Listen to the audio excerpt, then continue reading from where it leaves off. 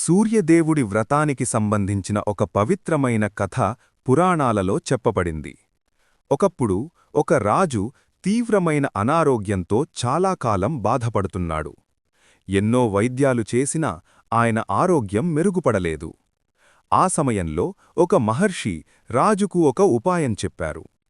ప్రతి ఆదివారం భక్తితో సూర్యదేవుడిని ప్రార్థిస్తూ వ్రతం చెయ్యమని సూచించారు.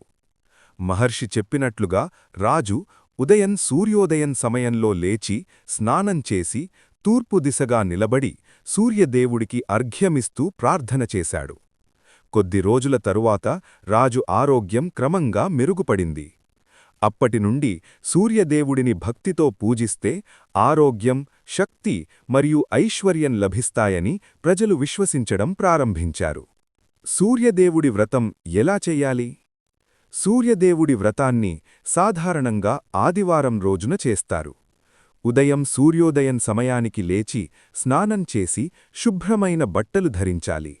తరువాత తూర్పు దిశగా నిలబడి ఒక పాత్రలో శుభ్రమైన నీళ్లు తీసుకొని సూర్యదేవుడికి అర్ఘ్యమివ్వాలి. అర్ఘ్యమిస్తూ ఓం సూర్యాయ నమః, ఓం ఆదిత్యాయ నమః అని భక్తితో జపించాలి.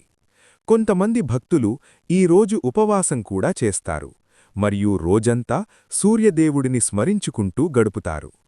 సాయంత్రం సూర్యాస్తమయం సమయంలో కూడా నమస్కారం చేసి ప్రార్థిస్తారు.